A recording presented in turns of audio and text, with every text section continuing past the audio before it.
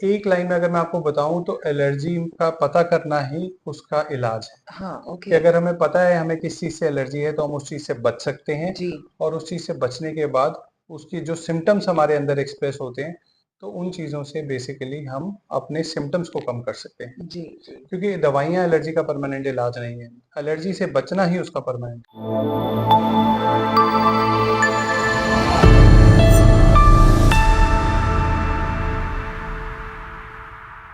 नमस्कार।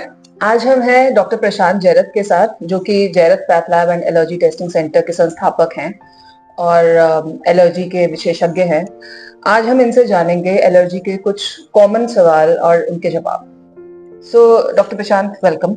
Thank you ma'am. So सबसे पहला और बेसिक क्वेश्चन ये है कि एलर्जी है क्या? पहले तो आप हमें वो बताइए।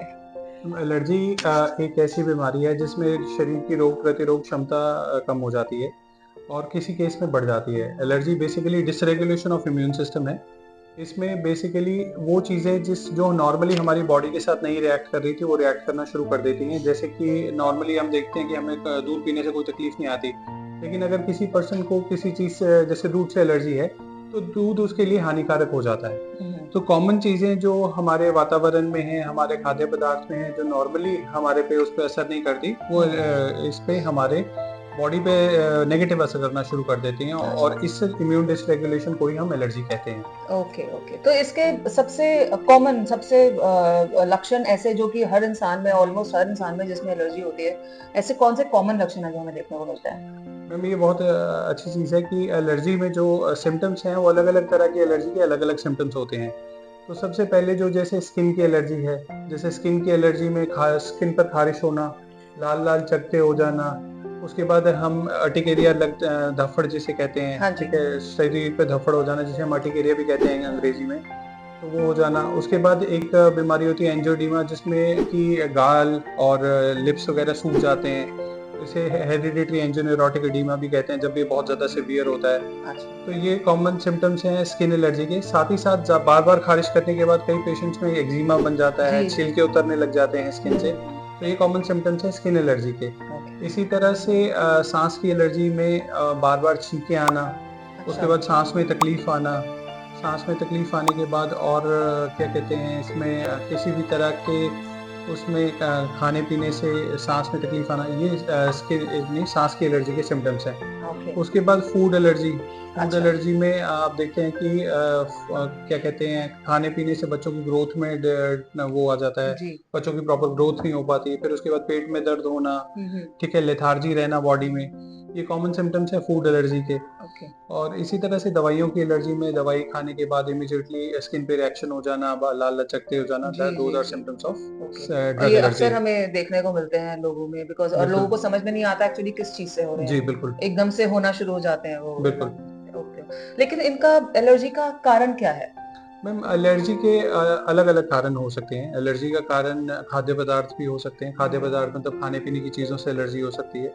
मोस्ट कॉमनली जैसे कि दूध, अखरोट, ठीक है, सोया, अच्छा। पनीर, उसके बाद फिश, सी प्रोडक्ट्स, सी फूड प्रोडक्ट से बहुत कॉमनली एलर्जी होती है। हुँ। उसके बाद वातावरण में पोलेंस, पोलन से बहुत कॉमनली एलर्जी होती है। पोलेंस अच्छा। होते हैं पेड़-पौधों के बीज वगैरह जिनसे डिफरेंट तरह की एलर्जीज़ हो सकती हैं। जी, जी। उसके बाद धूल मिट्टी और एक चीज़ होती है डस्ट माइट। डस्ट माइट एक तरह का बैक्टीरिया वायरस होता है, पैरासाइट होता है जो गद्दों में, कंबलों में, सोफ़ाज़ में होता है, अच्छा। जिससे बैठे-बैठे एलर्जी हो जाती है। तो ये कॉमन अच्छा। कारण हैं जिनसे एलर्जीज़ होती हैं। Okay, okay. सो क्या एलर्जी वक़्त के साथ क्या बढ़ जाती है, विकसित हो जाती है या मैम अपने आप कम हो जाती है? मतलब मैम इसका एलर्जी ऐज के साथ बढ़ भी सकती है और कम भी हो जाती है। बच्चों में कहीं देखा गया है कि जैसे शुरू में उनको एलर्जी होती है और कुछ ऐज पे आके अपने आप ही वो एलर्जी ठीक हो जाती है। अच्छा। दूसरी बात ये है कि एलर्जी जो होती है नॉर्मल एक एल्डरली एज पे भी शुरू हो जाती है। जी। तो एलर्जी में ऐसा नहीं है कि एलर्जी किसी भी समय की वो है। हुँ। किसी भी उम्र में एलर्जी हो सकती है। बूढ़ों को भी एलर्जी हो सकती है, बच्चों को भी एलर्जी हो सकती है, मिडल एज में भी एलर्जी शुरू हो जाती है। तो एलर्जी का कोई ऐसी स्पेसिफिक नहीं है। जब भी हमारी मैंने जैसे आपको बताया कि एलर्जी हमारे इम्यूनिटी सिस्टम की डिसरेगुलेशन है। ओके। तो जब भी हमारा इम्यून सिस्टम डिसरेगुलेट है तो हमें एलर्जी हो सकती है, चाहे वो ओके, किसी भी उम्र में हो। ओह! तो इसके क्या ऐसे कुछ कॉमन एलर्जेंस हैं जो मतलब अक्सर देखने को मिलते हैं?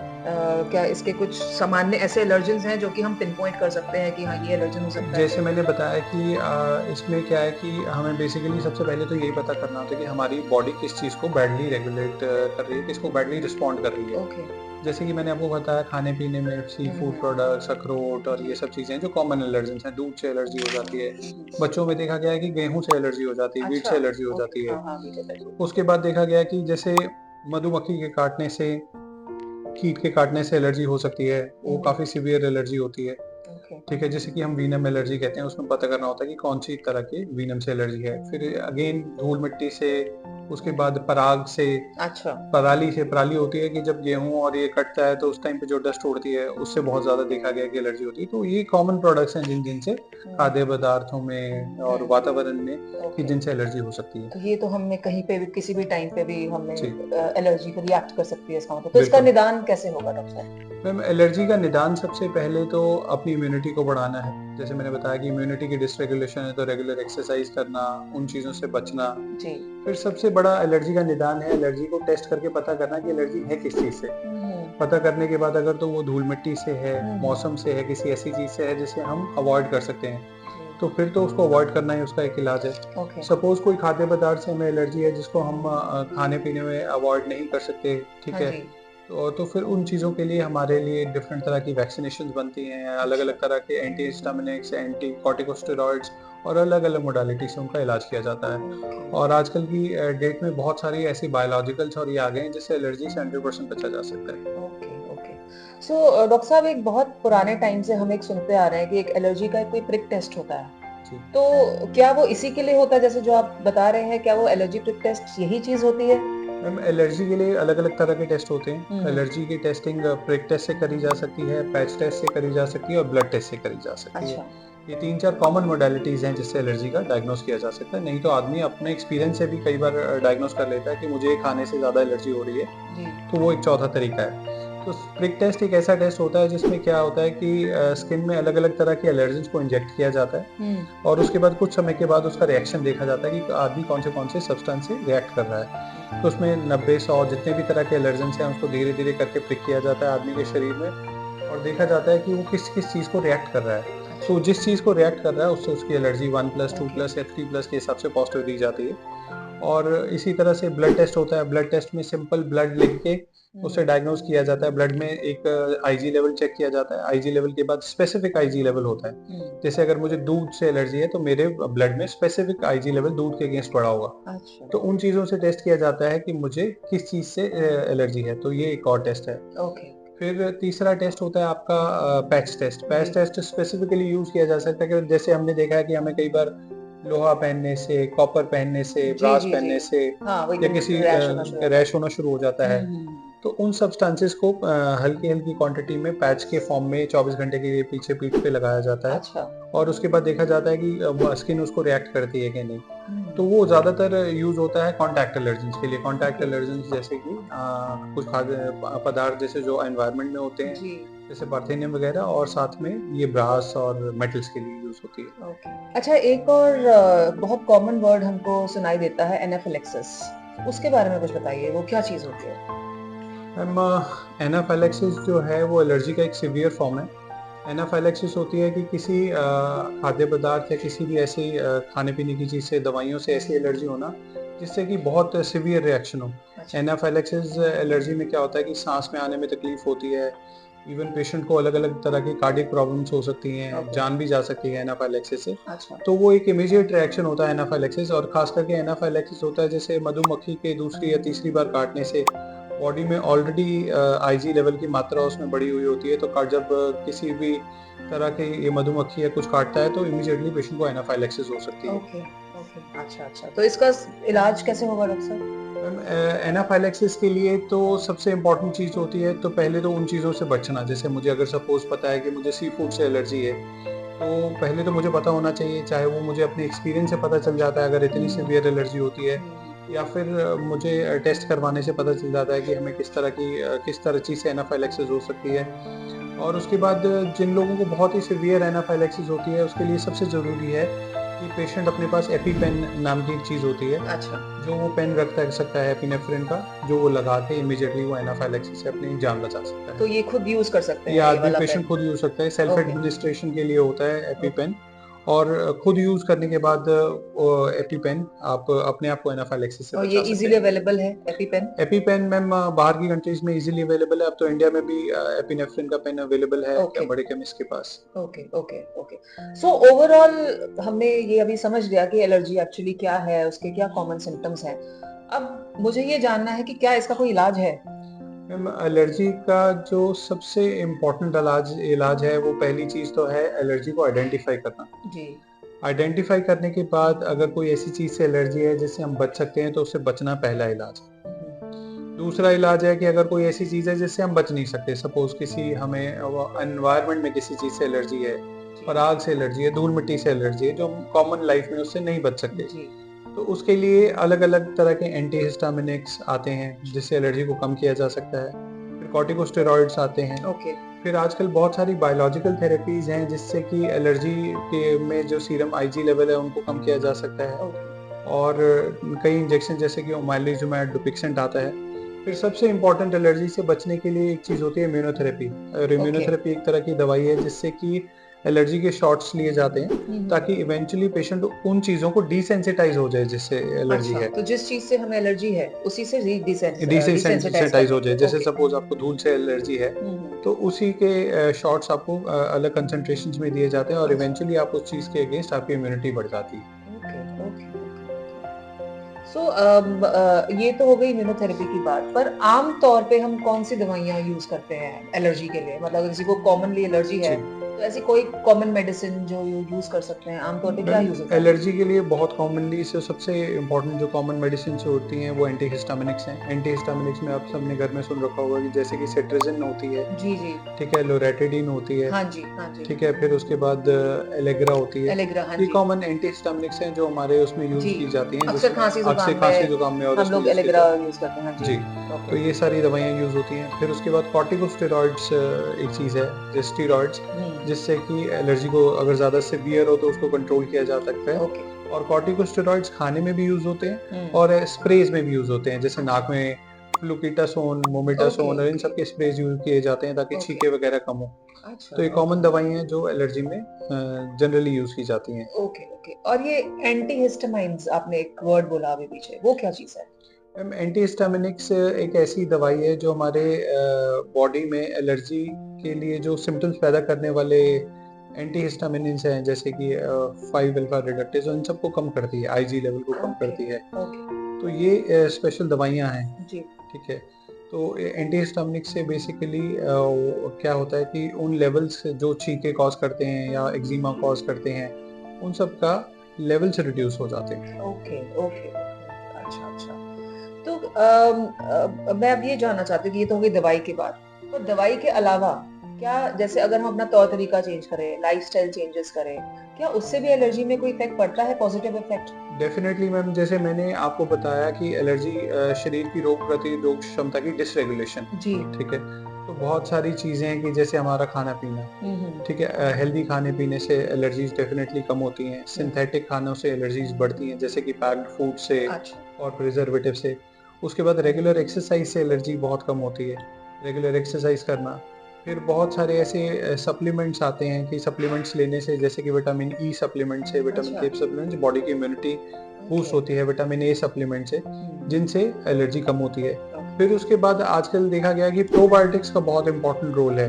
प्रोबायोटिक्स बहुत सारे दवाइयों के फॉर्म में आते हैं। आजकल देखा आपने यूफूड नाम के से प्रोबायोटिक्स की जी ड्रिंक्स जी आती जी हैं, जी। हाँ जी। तो उन सब से भी एलर्जी में देखा गया कि बहुत ज़्यादा इम्प्रूवमेंट होती है। तो ओके। ये कॉमन चीज़ें हैं जो हम कर सकते हैं, 3-4 चीज़ें, जिससे कि हमारी इम्यूनिटी बढ़े और राइट। हमारी एलर्जी नेचुरल वे में कम हो।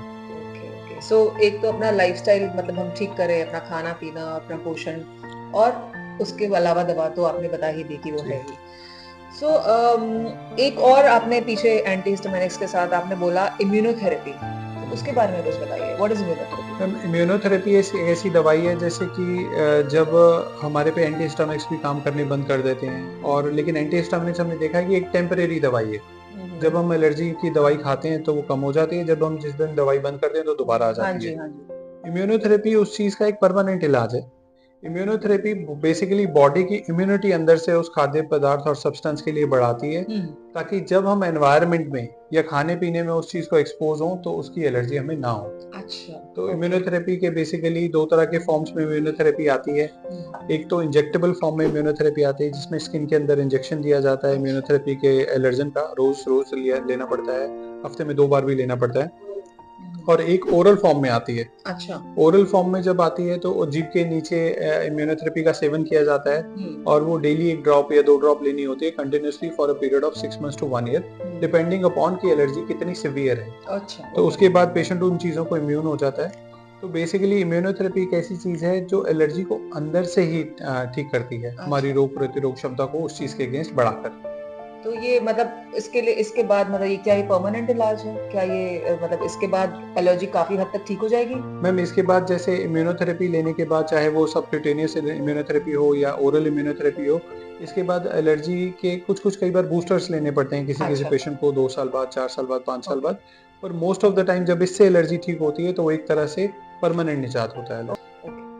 सो इसके अलावा क्या कोई प्राकृतिक उपचार भी हैं? कोई नेचुरल तरीका एलर्जी ठीक मैम करने का? बहुत सारे ऐसे हर्बल सप्लीमेंट्स, प्रोबायोटिक्स, हुँ। फिर देखा गया है टर्मरिक, करक्यूमिन, अच्छा। ये ऐसे नेचुरल चीज़ें हैं जिससे कि एलर्जी कम होती है। ठीक है, कोई भी ऐसी चीज़ जो बॉडी की इम्यूनिटी को रेगुलेट करे, बढ़ाए, जी। उन चीज़ों से हमारी एलर्जी कम होती है। ओके। और बहुत ज़्यादा देखा गया है कि विटामिन सी सप्लीमेंट से, ठीक है, हमारी इम्यूनिटी बढ़ती है। आपने देखा होगा मार्केट में जगह-जगह विटामिन सी सप्लीमेंट को हाँ जी, हाँ जी। इम्यूनिटी के साथ एसोसिएट किया गया है। जी, जी। तो कोई भी ऐसे नेचुरल चीज़ें जैसे कि ऑरेंज हो गया, लेमन हो गया, आंवला हो गया, ये सब चीज़ें हैं जो बॉडी में विटामिन सी बढ़ाते हैं और एलर्जी और इम्यूनिटी को रेगुलेट करते हैं। अच्छा, ओके। अच्छा ये तो एक हमने देखा है जैसे खाने-पीने से बहुत ज़्यादा लोगों को कुछ बार एलर्जी हो जाती है, किसी को पेट दर्द होता है, किसी को अलग-अलग तरीके के सिम्पटम्स होते हैं। तो क्या खाद्य पदार्थ इसका खाद्य एलर्जी का भी कोई इलाज होता है?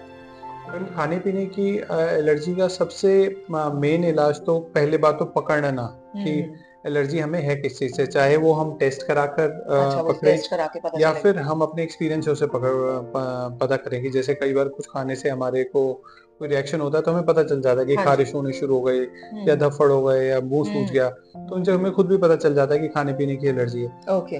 तो इसे पता करना ही सबसे बड़ा इम्पोर्टेंट चीज़ है उसको प्रिवेंट करने के लिए, कि अगर खाने-पीने के बाद उन चीज़ों को अगर आप अवॉइड करें, तो वो एलर्जी आपको बार-बार नहीं होगी। Okay, okay, okay. अच्छा डॉक्टर प्रशांत एक और बहुत कॉमन वर्ड हम सुनते हैं ओरल एलर्जी सिंड्रोम।